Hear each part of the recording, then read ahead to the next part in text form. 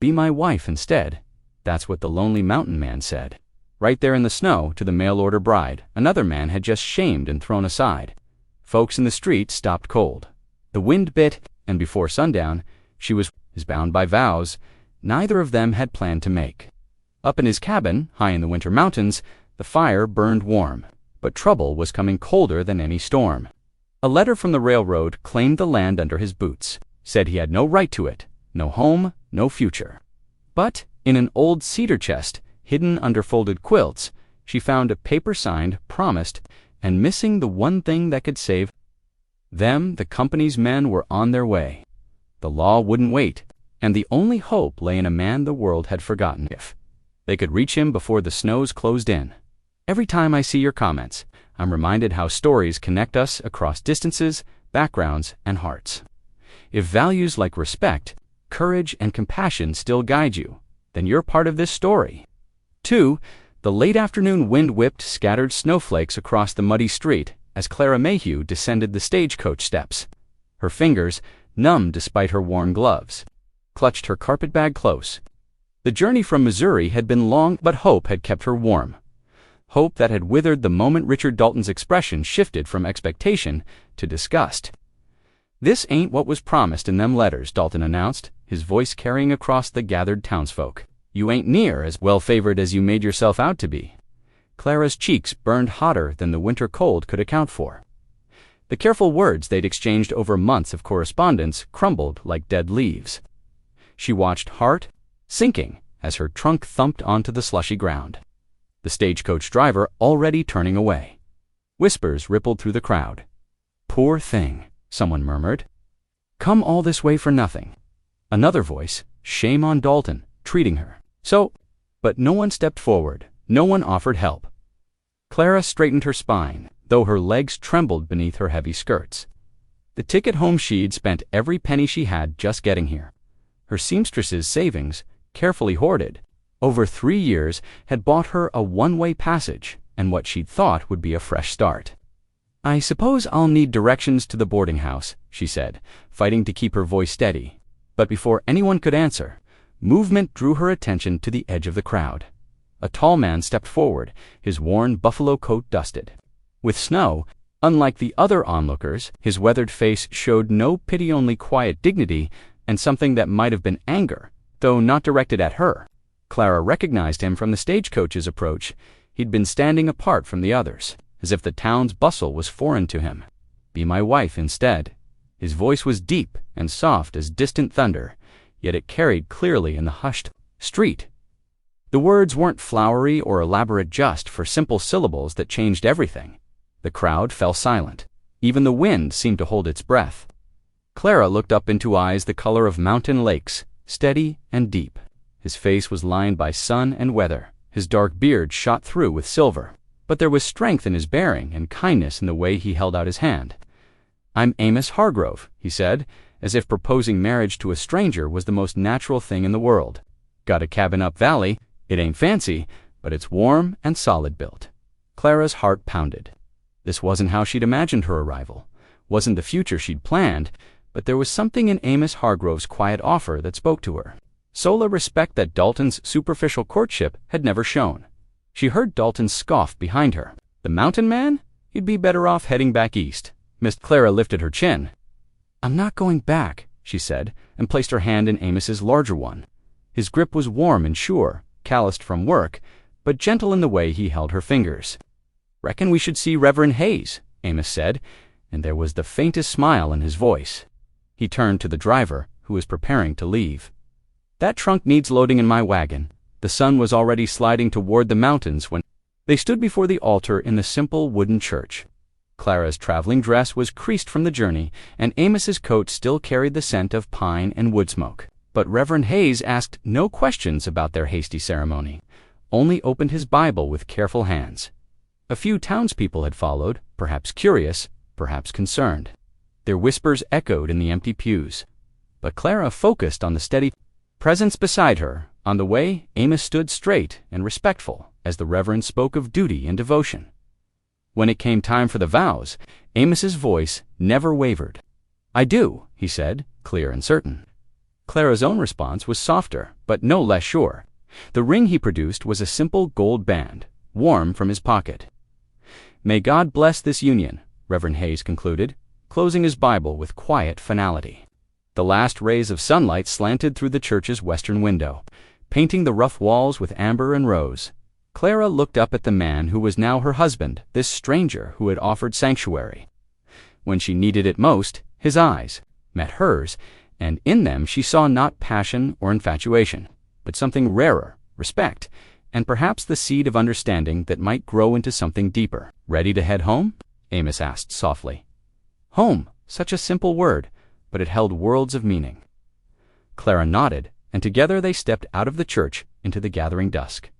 The wagon wheels creaked as Amos helped Clara up onto the wooden seat. Her trunk and belongings were secured in the back, nestled among sacks of flour, beans, and other winter provisions. The late afternoon sky had deepened to pewter, promising more snow before nightfall. Clara settled her skirts, acutely aware of the stranger beside her husband now, though she barely knew his name. Amos handled the reins with practiced ease, clicking softly to the matched pair of bay horses. They moved first toward the livery stable, its weathered boards dark against the winter sky. The livery keeper emerged from the shadows of the barn, a lean man with strands of hay clinging to his vest.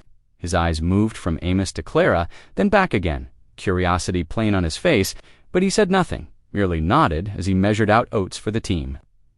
"Extra measure," Amos said, his voice low. "Long climb ahead." The keeper added another scoop, without comment, though Clara caught him watching her from the corner of his eye. She kept her spine straight, fighting the urge to shrink from his scrutiny. She'd had enough of being studied for one day. They left town behind, the wagon's wheels crunching through patches of old snow. The temperature dropped as shadows lengthened across the valley.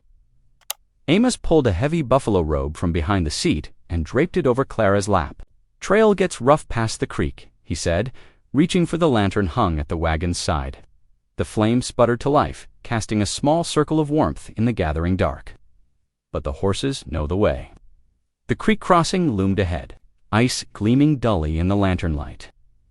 Amos stepped down, testing the surface with his boot before leading the team forward. The horses' hooves crunched through the frozen crust, water gurgling beneath. Clara gripped the seat as the wagon swayed over hidden ruts. Amos's steady hand on the reins and quiet words to the horses guided them safely across. He climbed back up, bringing with him the sharp scent of pine and cold air. The wagon began to climb, following a narrow track that wound between dark stands of timber. The journey seemed endless in the dark, marked only by the steady clip of hooves and the lantern's swaying light. Finally, the trees opened into a small clearing. Clara made out the bulk of a cabin, solid and dark against the star-filled sky. A barn stood to one side, its roof laden with snow. Amos helped her down, then led the horses toward the barn. "Make yourself welcome," he said, pressing the cabin key into her hand. "I'll see to the team." Clara's fingers trembled slightly as she fitted the key to the lock. The door opened with a soft groan of iron hinges. Inside, darkness pressed close until she found matches on the mantel and lit the lamp waiting there. Cabin's single room gradually emerged from shadow. A stone hearth dominated one wall, iron cookpots hanging ready. A table and chairs stood beneath the window, a hutch beside them holding dishes. 2 doors led to what must be bedrooms. Everything was plain but clean, the floor swept and the windows free of dust. The crunch of boots announced Amos's return. He moved straight to the hearth, stacking wood with practiced motions. Soon, flames caught and grew, sending welcome warmth through the space. Clara stood awkwardly, unsure of her place in this stranger's home. Amos straightened, brushing wood. Dust from his hands. "Your room's through there," he said, indicating the right-hand door. "Bed's made up fresh. Extra quilt in the chest if you need it." Clara nodded, clutching her carpet bag closer. Amos's eyes softened at her obvious nervousness. "I know this ain't what you expected, coming out here," he said quietly. "Reckon you need time to settle in. I can sleep in the lean-to till you're more comfortable, got it, fixed up warm enough." The offer eased something tight in Clara's chest. "Thank you," she whispered. Amos brought in her trunk, setting it carefully beside her door. Then he fetched the extra quilt, thick with intricate stitching, and laid it across her bed. The room was small but neat, with a braided rug beside the bed and curtains at the window. "Sleep well, Mrs. Hargrove," he said, and left her alone with her thoughts. Clara changed into her nightgown, the fabric cool against her skin. She lay in the strange bed, pulling both quilts up to her chin. The cabin creaked softly as it settled, and wind whispered through the pines outside. Above her, rough-hewn beams crossed the ceiling, still bearing the marks of the axe that had shaped them. What kind of man had she married? One who offered marriage to a stranger, yet gave her space when she needed it. One who lived alone in these mountains, yet kept curtains in the spare room and extra quilts in the chest. Outside, Amos made one final check of the barn's latch, ensuring all was secure for the night. His breath fogged in the cold air as he turned back toward the cabin. Light glowed softly behind Clara's window, a warm beacon in the darkness. He stood for a moment, watching that light, before retiring to the Liento's simple comfort. Clara woke to pale sunlight streaming through her window and the rich aroma of coffee drifting under her door. The cabin's main room was warm, the hearth already stoked to life. Amos stood at the stove, his broad shoulders wrapped in a heavy wool coat. "Morning," he said, pouring coffee into a tin cup. "Sleep well." "Yes, thank you." Clara accepted the cup gratefully, wrapping her cold fingers around its warmth. "Need to fetch water before breakfast," Amos said, reaching for a wooden bucket. "Show you the path to the creek." Clara pulled on her heaviest coat and followed him. Outside, the morning air bit sharp and clean, making her gasp. Fresh snow had fallen overnight, turning the world pristine white. Amos broke trail ahead of her, his boots cutting deep into the drifts. The creek lay a good 10 minutes' walk through the trees. Snow caught at Clara's skirts, soaking the hem despite her best efforts to lift them. By the time they reached the water, her legs were wet to the knees. "Creek don't freeze here," Amos explained, pointing to where dark water moved swift between ice-crusted banks. "Spring feeds it year-round." He demonstrated how to break through the thin shore ice to reach the flowing water beneath. Back at the cabin, Clara changed her wet stockings, while Amos built up the fire. The morning settled into a quiet rhythm as she unpacked her trunk, hanging dresses, and arranging her few belongings. Amos worked nearby, fitting a new strip of leather around a drafty window to keep out the wind. When hunger gnawed, Clara found cornmeal in the pantry and stirred up a pot of mush. The familiar motions felt good, something useful she could do. She added a generous spoonful of molasses before serving 2 steaming bowls. "Much obliged," Amos said simply, but his appreciation showed in how thoroughly he cleaned his bowl. Their conversation over the meal stayed sparse but cordial, focused. On practical matters, like where things were stored and daily routines, Clara found herself studying his hands as he talked strong and capable, yet gentle when handling delicate window glass or passing her the salt cellar after supper. Amos carried in an armload of logs and set them by the hearth. "Best learn to split kindling," he said. "Never know when you might need to start a fire yourself." He showed her how to hold the knife safely, demonstrating the right angle to split the wood along its grain. Clara noticed how carefully he explained each step, never assuming she couldn't learn or treating her like a child. When she managed to split a piece cleanly, his quiet "well done" meant more than elaborate praise might have. The days that followed fell into a steady pattern. Mornings meant hauling water, feeding chickens, and other essential chores. Afternoons, Clara spent mending clothes or helping preserve game that Amos brought home, while he checked his trap lines or repaired equipment. A week into their unusual marriage, Amos asked if she'd like to see his beaver sets. Clara agreed eagerly, glad for a change in routine. They set out on snowshoes, Amos showing her how to walk with the strange contraptions strapped to her boots.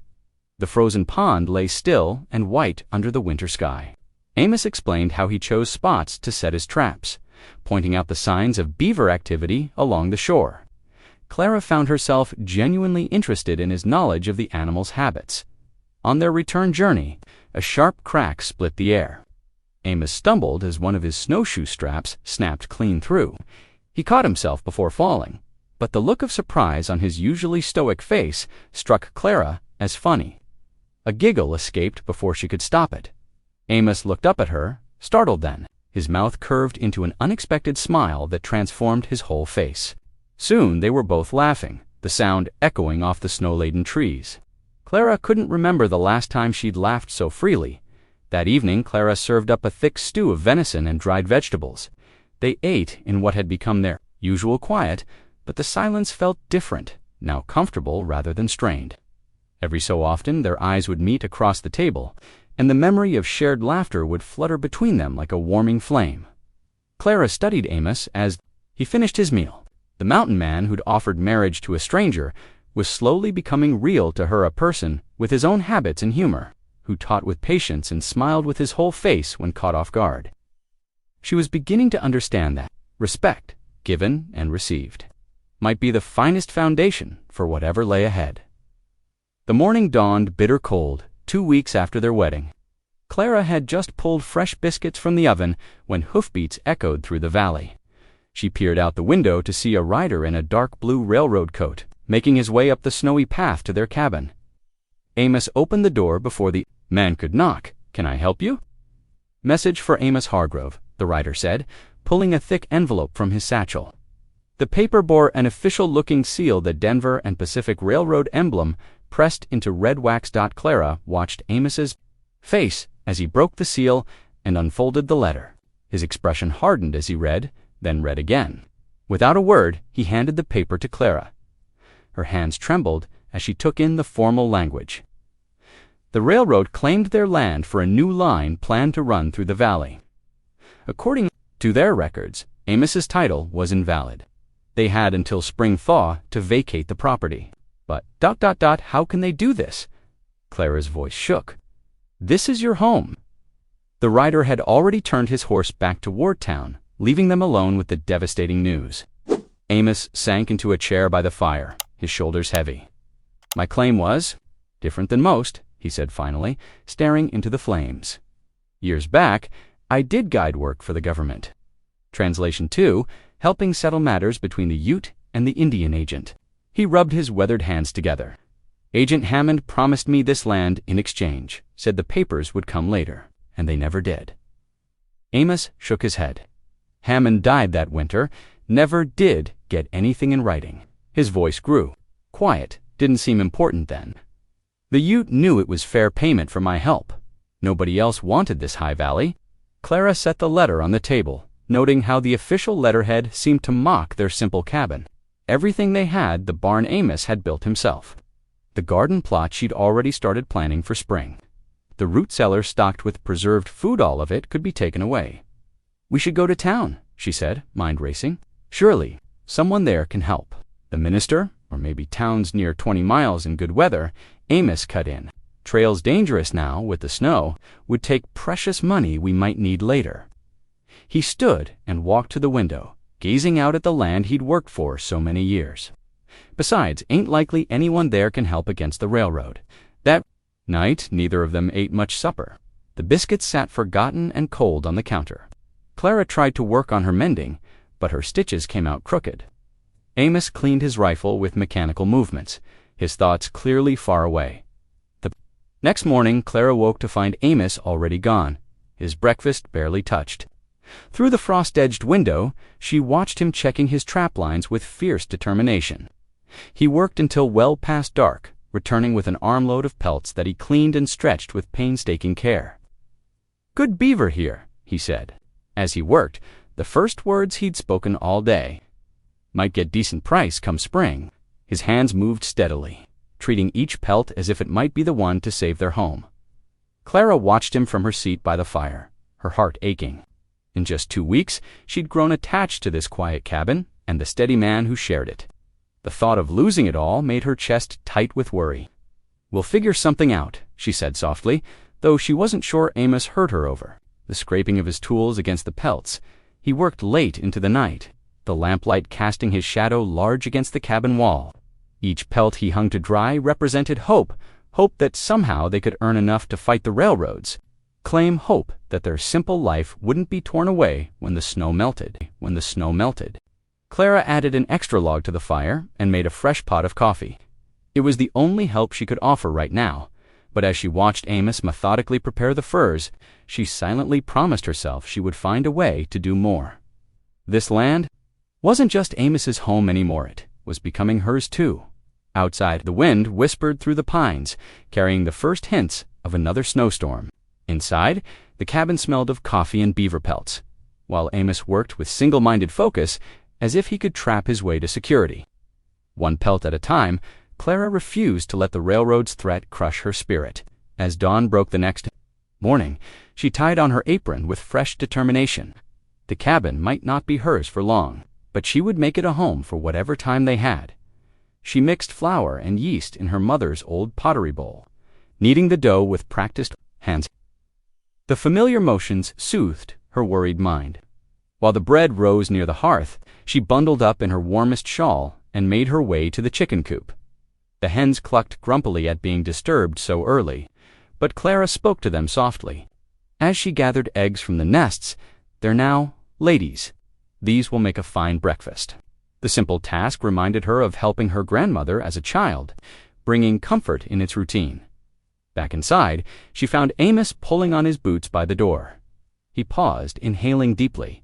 "Smells good in here. Fresh bread will be ready by supper," she said, setting the egg basket on the table. "And I noticed your shirts could use some attention." She gestured to the pile of mending she'd gathered. Amos glanced down at his worn cuff, as if seeing the frayed edges for the first time. "Reckon they could at that." He hesitated by the door. "Might be good to have company checking the trap lines today if you're interested." Clara's heart lifted at the invitation. "I'd like that very much." They walked together through the crisp morning air, their boots crunching in the fresh snow. Amos pointed out subtle signs she would have missed a depression here, a scattered tuft of fur there. "See there." He crouched down, pointing to faint marks in the snow. "Fox tracks. Noticed how they make almost a straight line. That's different from a dog's meandering trail." Clara knelt beside him, studying the delicate prints, like they know exactly where they're going. "Smart creatures," Amos nodded. "Have to be smarter to catch them." The lessons continued each day that week. Clara found herself looking forward to their morning walks, both for the quiet companionship and the growing knowledge of the land she now called home. When Sunday arrived, Amos surprised her by suggesting they attend church. "Weather's fair enough for the wagon," he said over breakfast. "Might do us good to hear the word." Clara agreed eagerly, though butterflies fluttered in her stomach as they hitched up the team. This would be their first time in town as a married couple. The little church's bell was ringing as they pulled up. Clara smoothed her best dress, conscious of curious eyes watching their arrival. But when she stepped down from the wagon, she squared her shoulders and lifted her chin. She might not be what they expected of Amos Hargrove's wife, but she would show them her worth. "Welcome, welcome." The minister's wife hurried over. "So pleased to see you both." Her smile seemed genuine, though her eyes held questions. Clara met each introduction with genuine warmth, sharing recipes with one woman and commiserating about the harsh winter with another. When time came to prepare after-service coffee, she rolled up her sleeves and stepped in to help, measuring grounds with the precision her father's cafe had taught her. "My, that's the best coffee we've had since Sister Martha moved away," one elder declared, and several others nodded agreement. Clara felt a small glow of pride. The pastor took time to pray with them privately after the service, his words bringing comfort. "The Lord guides us in mysterious ways," he reminded them. "Sometimes what seems like a closed door leads to an open window." On the ride home, Amos seemed more relaxed than Clara had seen him since the railroad letter arrived. He even hummed a bit of the morning's hymn as they crossed the creek. That evening, Clara sat in her usual spot by the fire, mending one of Amos's shirts. The flames crackled softly, and outside an owl called into the gathering dark. She looked up to find Amos watching her from his chair. "Cabin feels different now," he said quietly, "warmer." Clara felt heat rise in her cheeks, unsure if he meant the actual temperature or something more. She bent her head back to her stitching, but a small smile played at her lips. The silence that followed was comfortable, filled with the soft sounds of needle through fabric and wood settling in the fire. Whatever challenges lay ahead, Clara knew they would face them together. For now, that was enough. The late afternoon sun cast long shadows through the cabin's small windows as Clara climbed the narrow ladder to the loft. A cold snap had settled over the valley, and she hoped to find extra quilts among the stored items above. The rough-hewn beams creaked under her careful steps as she made her way to the cedar chest tucked beneath the sloping roof. The chest's hinges groaned as she lifted the heavy lid. The familiar scent of cedarwood rose up, mingled with memories stored away. Clara's hands moved methodically through the folded blankets and quilts, each worn soft with age. Near the bottom, her fingers brushed something wrapped in stiff oilcloth, tucked away between layers of fabric. Curious, she drew out the packet. It was tied with faded twine, the knots pulled tight by years of storage. Working them loose, she unfolded the oilcloth carefully. Inside lay yellowed papers and what appeared to be a hand-drawn map. Its ink lines faded but still clear. Her heart quickened as she examined the document beneath. Written in careful script was a deed, the handwriting precise despite its age. At the bottom were two signatures, one in English showing the name of a Ute chief, and another from someone titled Indian Agent. The paper bore dates and descriptions of the very land they now lived on.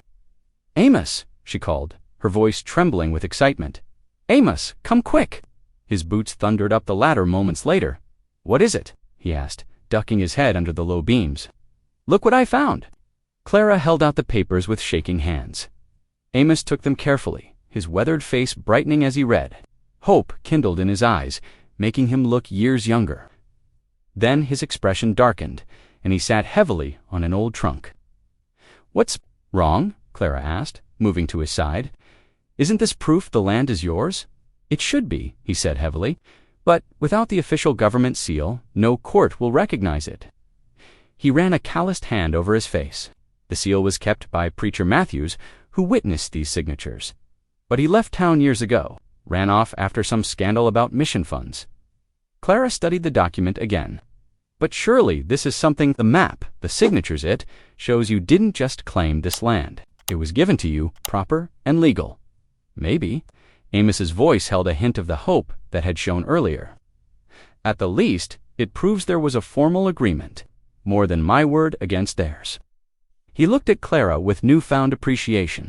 "Your sharp eyes might have found us something valuable here." "We should hide it somewhere safe," Clara said. "Somewhere dry where the paper won't spoil." Amos nodded. "There's a hollow space behind the hearthstones. I've kept important things there before." They climbed down from the loft together, Amos carrying the precious packet. Clara watched as he carefully removed two stones from the fireplace's facing, revealing a small cavity. He wrapped the papers in fresh oilcloth before tucking them.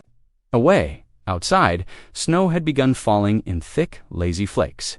Clara stirred the soup hanging over the fire, while Amos secured the stones back in place. The familiar task kept her hands busy, while her mind turned over their discovery. "Thank you," Amos said quietly, coming to stand beside her. The firelight caught the silver in his hair. "For what?" "For looking closer when most wouldn't." "For caring." "Enough to search," he paused, choosing his words carefully. "For making this place worth fighting for." Clara's heart swelled at his words. For the first time since stepping off that stagecoach, she felt truly needed, not just useful, but indispensable. The feeling warmed her more than any fire could. They ate their supper in comfortable silence, watching the snow pile up outside the window.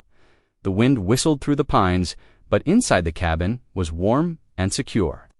Clara's eyes kept straying to the hearthstones, behind which lay a small piece of hope for their future. The deed might not be complete, but it was something to hold on to, something to fight with. And together, they would find a way to keep this home they were building. This life they had stumbled into, but now couldn't imagine living without. The days grew shorter as November deepened, the sun barely climbing above the mountain peaks before sliding away again. Morning frost painted delicate patterns on the cabin windows, warning of the harsh winter ahead. Clara and Amos fell into a steady rhythm, working side by side to prepare for the coming months. "We'll need twice that would split before the deep snows," Amos said one morning, pointing to the growing pile behind the cabin. Clara nodded, already wearing the leather work gloves he'd given her. She'd gotten stronger these past weeks, learning to swing them all with precision rather than force. They worked in companionable silence, the sharp crack of splitting wood echoing through the valley. When Clara's arms tired, she switched to stacking the pieces against the cabin wall, building a neat wall of fuel that would keep them warm through the darkest days. Inside, strips of venison hung from the rafters, curing in the smoke from the hearth. Clara had learned to salt the meat just right, preserving their winter stores, while Amos checked his trap lines. The familiar scent of wood smoke and leather filled the cabin as she worked on repairing harnesses, her careful stitches strengthening worn spots in the traces. When time came to trade pelts in town, Clara joined Amos on the wagon seat. The morning air bit sharp and clean, their breath forming clouds in the early light. The road wound down through stands of pine, their branches heavy with snow. At the mercantile, Clara helped unload the furs while Amos negotiated with the owner. She noticed Mrs. Peterson, the minister's wife, watching from near the dry goods shelf. Instead of turning away, Clara offered a warm smile. "How are you managing up there in the high country?" Mrs. Peterson asked, stepping closer. Her voice held genuine concern rather than judgment. "Better than I expected," Clara answered honestly. "The work is hard but satisfying, and the view of the valley at sunrise, well, it takes your breath." Away soon, other women gathered around, curious about life in the mountain cabin. Clara shared stories of learning to split wood and preserve meat, of the peace she'd found in the rhythm of frontier life. She asked after their families in return, remembering details about sick children and new babies. "You must join us for the quilting circle," Mrs. Peterson said. "We meet every other Wednesday at the church." Clara glanced at Amos, who was watching. The exchange, while counting out coffee beans, he gave a slight nod, the corners of his mouth lifting. "I'd like that very much," Clara said, warmth spreading through her chest. They loaded their supplies: coffee, sugar, salt, and yards of sturdy fabric into the wagon. Clara noticed how the townspeople nodded to Amos now, offering greetings where before they'd turned away. Her heart swelled with quiet pride. The next afternoon, as Clara kneaded bread dough, familiar voices called from outside. Through the window, she saw 2 hawks and his wife Morningstar approaching on horseback. Their daughter, riding double behind her mother, Amos welcomed them in from the cold. Morningstar held out a bundle wrapped in clean cloth dried chokecherries, their deep purple color promising sweetness. "For trade," she said, her English clear and confident. "We heard you have good flour." Clara measured out the flour generously, adding an extra scoop for good measure. She invited them to sit while she steeped tea, listening intently as Morningstar spoke of gathering the berries in late summer, of teaching her daughter the old ways of preserving them. Two Hawks told stories of the valley, how his grandfather had shown the first settlers where to find clean water, how different families had learned to share the hunting grounds. Clara found herself leaning forward, absorbing every detail about the land they now called home. Amos sat quietly by the fire, but Clara caught him watching her with soft eyes as she asked thoughtful questions about UT traditions. When their visitors departed, Morningstar clasped Clara's hand warmly. "You understand how to listen," she said. "That is good." Later that week, returning from another trip to town, Clara and Amos took the long way home in the sleigh. Fresh snow had fallen, muffling the world in white silence. The runners cut smooth tracks through the drifts as their horse plodded steadily uphill. "Folks in town seem different now," Amos said suddenly, his voice barely above a whisper. More welcoming, like Clara adjusted the blanket across their laps. "People just needed a chance to know you better. Been a long time since I felt ... double quotes." He paused, searching for words. "Since I felt connected to folks, both in town and out here." He glanced toward the distant peaks where their Ute neighbors lived. "Reckon that's your doing." "Sometimes people just need a bridge," Clara said softly. "Someone to help them see past their differences." Amos nodded, his shoulder warm against hers as they climbed toward home. The sleigh bells jingled softly, a cheerful counterpoint to the hushed winter afternoon, and Clara felt peace settle over her like the fresh snow blanketing the valley.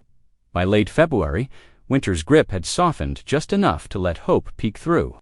Inside the snug cabin, Clara and Amos had found their own gentle pattern, like a well-worn path through fresh snow. Each morning they shared breakfast at the rough-hewn table, steam rising from tin cups of coffee as they planned their day. Evenings brought them together again, the cabin warm with lamplight and the rich aroma of whatever Clara had bubbling in the iron pot after supper. They settled into their evening ritual. Clara would clear the dishes while Amos banked the fire, then they'd sit close to the hearth's glow. The family Bible lay open across Clara's lap, its pages soft from years of turning. Her clear voice filled the cabin as she read, while Amos listened intently, sometimes nodding at familiar verses. These quiet moments drew them closer, sharing not just space but spirit. One particularly cold afternoon, Clara heard boots stomping snow from the porch earlier than usual. Amos stepped inside, bringing a swirl of frigid air with him. His cheeks were red from the cold, but his eyes sparkled with something more than just winter's bite. "Traplines all set," he said, unwinding his wool scarf. "Found time to make something. For you?" From inside his coat, he pulled out a wooden spoon, smooth as silk and gracefully curved. The handle bore delicate carved leaves, each one distinct and lovely. Clara ran her fingers over the careful work. "It's beautiful," she whispered, touched by the hours of thought and care worked into every detail. She looked up to find Amos watching, her face, his expression soft in the fading daylight. That evening, they sat closer than usual by the fire, their shoulders touching as Clara read from Psalms. The wind howled outside, rattling the windows and driving snow against the logs. But inside, warmth bloomed between them like early spring flowers. Clara felt the change in their marriage, no longer just words spoken before the minister, but something deep and true growing in their hearts. As she closed the Bible, Amos took her hand. His palm was rough from work, but gentle against her skin. They sat in comfortable silence, watching the fire dance while the storm raged beyond their walls. Clara realized she'd never felt so safe, so cherished, as she did in these quiet moments. With Amos Dot, 3 days later, a knock at their door revealed Mrs. Peterson wrapped in her heaviest shawl. "You're both needed in town," she announced, eyes twinkling. "Urgent business at the barn." Clara and Amos exchanged puzzled glances but hitched up the sleigh. The ride to town was quick, their horse eager in the crisp air. As they approached the Thompsons' big barn, warm light spilled from its windows, and the sound of a fiddle drifted through the evening air. Inside. They found the town-gathered women bearing steaming plates of food, men with their instruments, children darting between the hay bales that had been arranged for seating. Lanterns hung from the rafters, casting a golden glow over the scene. "A proper welcome," Mrs. Peterson declared, pressing hot cider into their hands, long overdue. The fiddle struck up a lively tune, joined by guitar and someone keeping time on a wooden crate. Clara felt Amos's hand tighten around hers as neighbors approached with warm greetings and plates of food. She watched in wonder as his usual reserve melted away, replaced by genuine smiles and easy conversation. When the music called for dancing, Amos surprised her by leading her onto the cleared floor. He wasn't as practiced as some, but his steps were sure and his arms held her steady. Clara's cheeks ached from smiling as they twirled among their neighbors, her skirt swishing against the rough barn boards. Through it all, Amos kept hold of her hand, as if afraid she might slip away like a dream. They danced until the lanterns burned low, shared stories over fresh-baked bread and rich stew, and accepted the community's belated but heartfelt wedding wishes. The moon was high when they finally started home, the sleigh runners cutting smooth. Tracks through new-fallen snow, stars blazed overhead in the crystal-clear sky, and their horses' breath formed clouds in the still air. Clara nestled close to Amos under the thick buffalo robe, content in a way she'd never thought possible when she'd first stepped down from that. Stagecoach. Amos guided the horse carefully along the familiar trail, then spoke so softly Clara almost missed it. "Never thought I'd be this happy again." The words hung in the starlit air between them, precious as gold. Clara squeezed his arm gently, her heart too full for speech. Above them, the stars winked like distant lanterns, blessing their journey home. Journey home. The morning sun cast long shadows across the cabin floor as Clara stirred a pot of oatmeal, humming softly. Her feet still ached pleasantly from dancing, and the memory of Amos's words under the stars brought warmth to her cheeks. The peaceful moments shattered at the sound of approaching hoofbeats. Through the window, she spotted 2 riders making their way up the snowy path. One wore the sharp suit of a railroad man, the other the badge of a deputy. Clara's hand trembled slightly as she smoothed her apron. Amos opened the door before they could knock, his expression guarded. The railroad agent dismounted first, his polished boots incongruous against the rough mountain terrain. "Mr. Hargrove," he said, his voice clipped and cold. "I'm Theodore Burke from the Denver and Pacific Railroad. We've come about the property matter." The deputy hung back, looking uncomfortable as he fingered his badge. Burke pulled a document from his leather satchel, waving it like a weapon. "We've received information that you're in possession of a supposedly valid deed. Our sources suggest it's a forgery." Clara's chest tightened as she moved to stand beside Amos. The agent's eyes flicked dismissively over her before returning to Amos. "That deed's honest as daylight," Amos said quietly, but Clara heard the tension in his voice. Signed proper by Chief Walking Bear himself. Burke's lip curled. "Without an official government seal, it's worthless. And we have reason to believe you know that." He took a step closer. "In fact, our investigation suggests you've been trying to obtain the seal illegally." "That's a lie!" Clara burst out, her cheeks flushing with anger. The agent ignored her. "The seal disappeared with that disgraced preacher, Reverend Matthews. Did it not the same man who witnessed your supposed agreement?" His smile was sharp as a knife. "Convenient that he vanished before the territory office could validate any of his paperwork."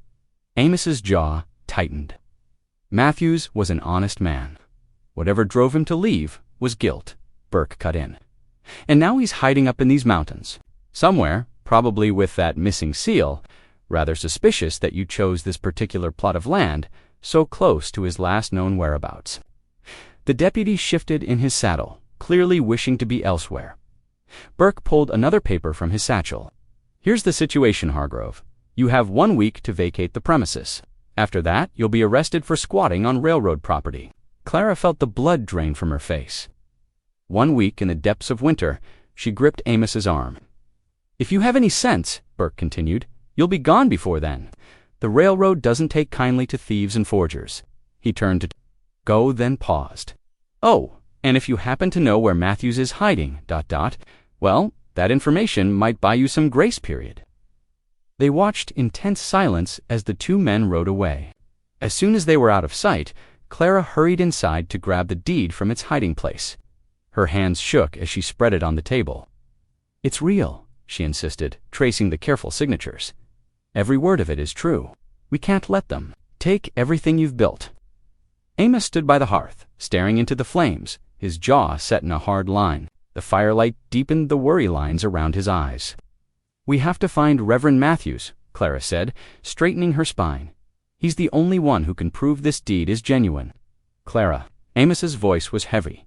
"The mountains are treacherous. This time of year, storms blow up without warning.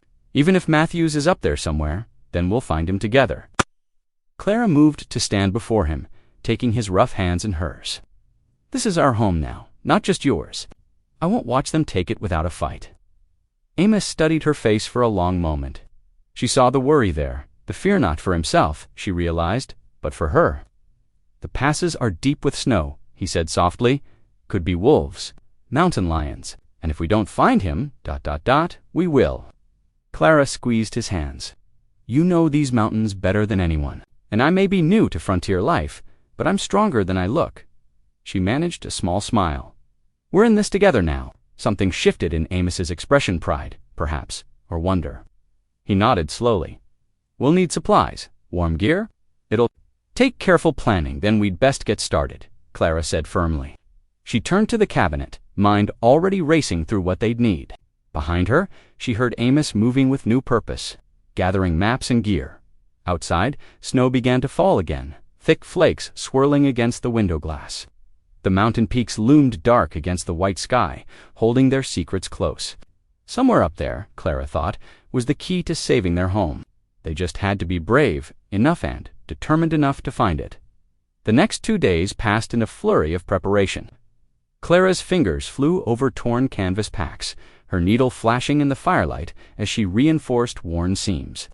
Amos worked, in the barn, coating the sleigh runners with pine tar and checking every leather strap for signs of weakness. They couldn't risk a breakdown in the deep wilderness. "We'll need more dried meat," Amos said, coming in from the cold. His breath made clouds in the cabin air. Clara nodded, already laying out strips of venison to pack.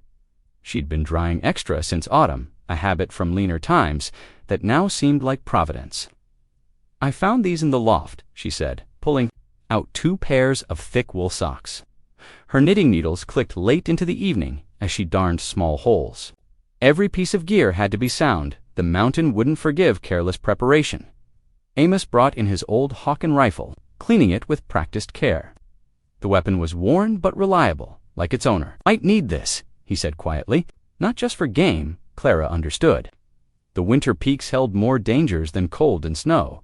They packed with careful thought dried apples and cornbread, coffee beans, salt pork, and hard cheese. Extra blankets went in next, along with dry tinder and spare flint. Clara tucked a small Bible into her pocket, running her fingers over its worn leather cover. The evening before they left, Amos spread his maps on the table. Yellowed paper crackled as his calloused finger traced possible routes. Matthews was partial to the high country, he explained. Liked to be close to heaven, he'd say, even after ... everything. Clara leaned closer, studying the terrain lines. "Tell me about him," she asked softly. "About when he helped you with the deed." Amos was quiet for a moment, lost in memory.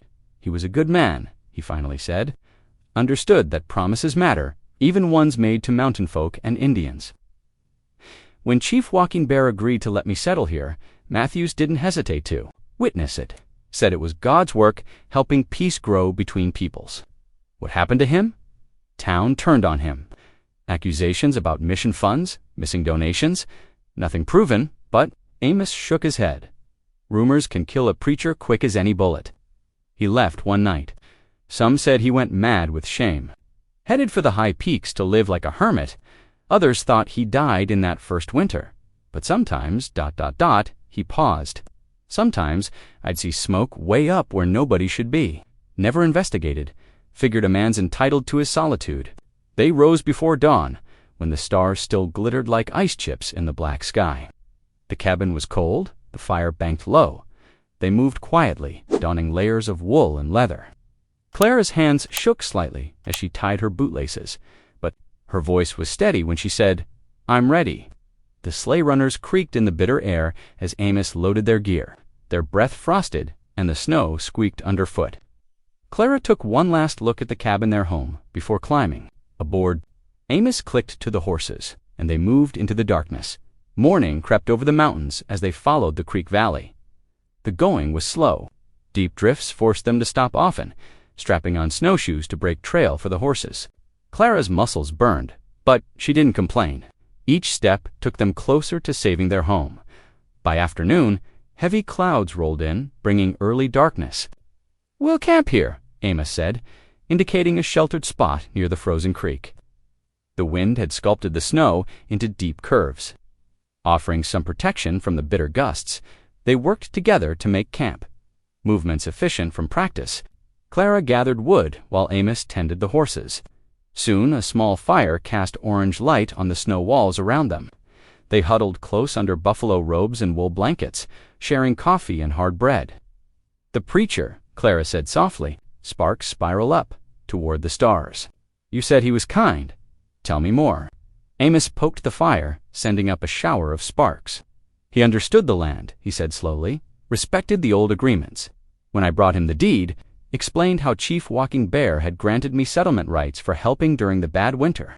Matthews didn't laugh like some would. He listened. Said any promise made in good faith deserved to be honored." They fell silent, listening to the pop of burning wood and the distant cry of a night bird. The cold crept closer, forcing them to feed the fire more often. Clara pulled the blankets tighter, grateful for Amos's solid warmth beside her.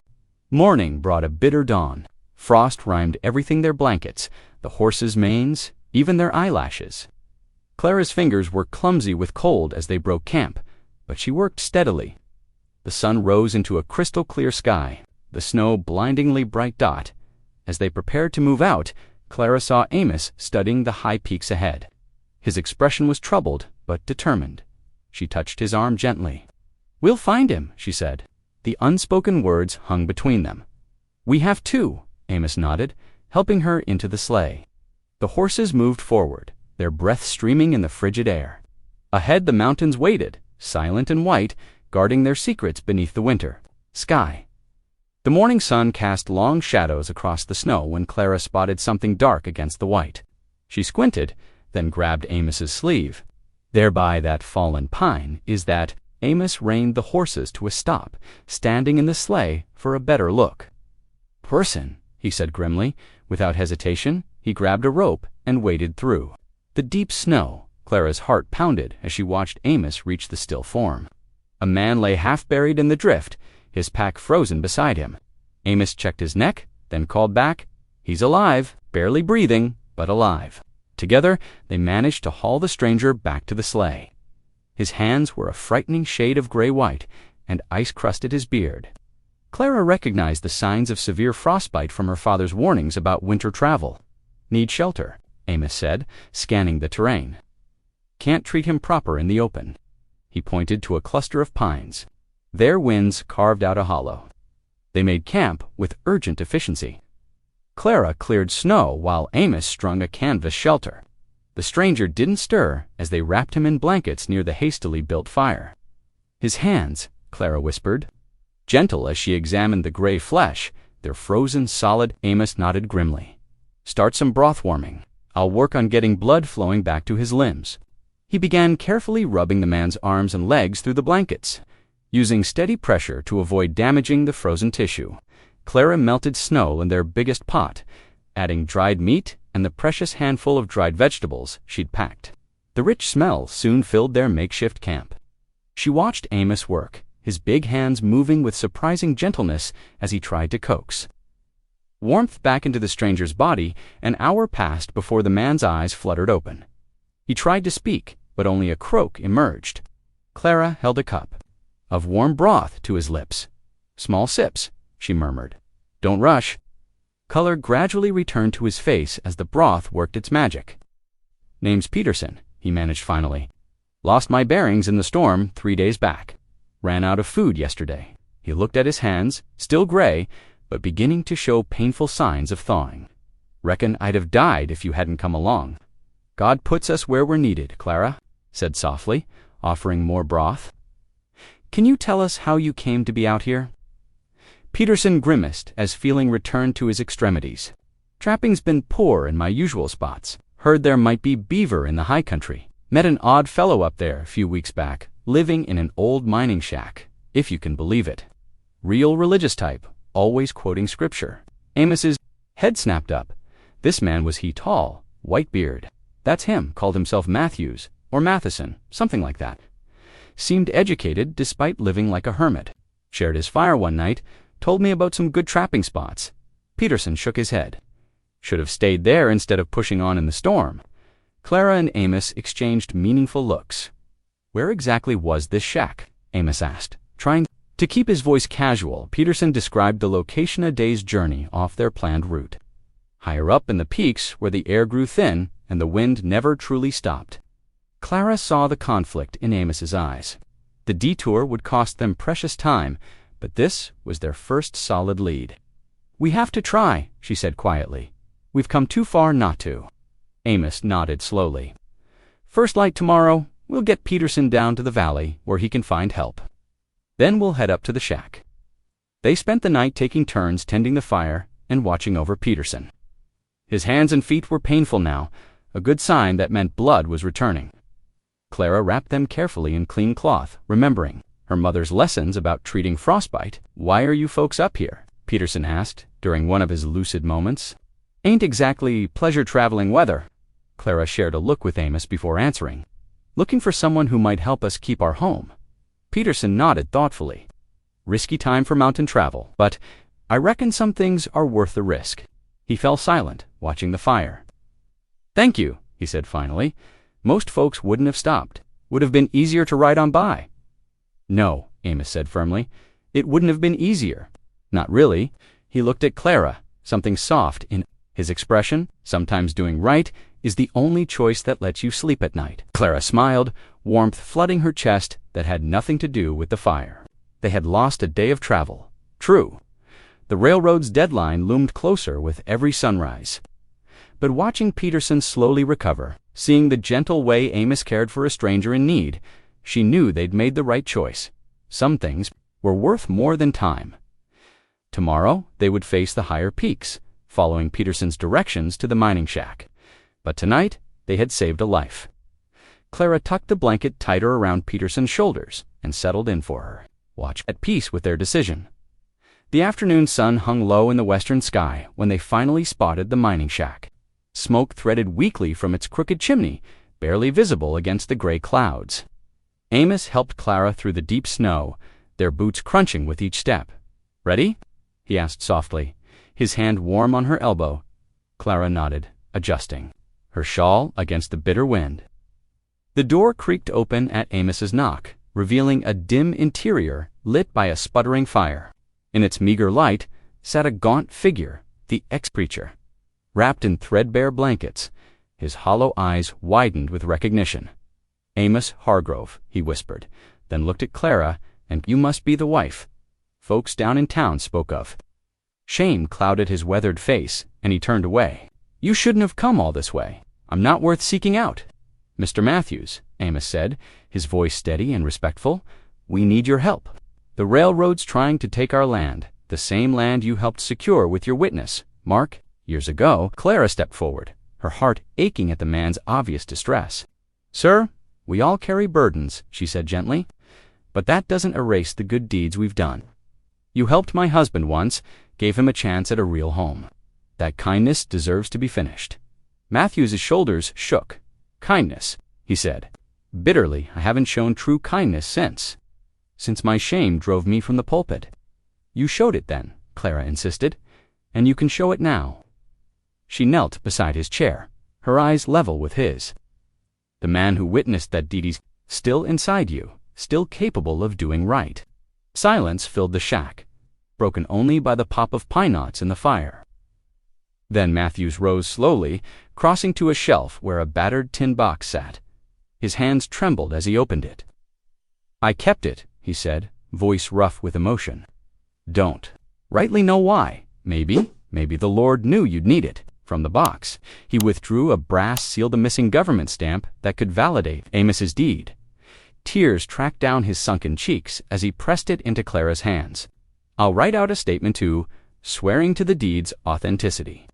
He looked at Clara, something of his former dignity returning to his bearing.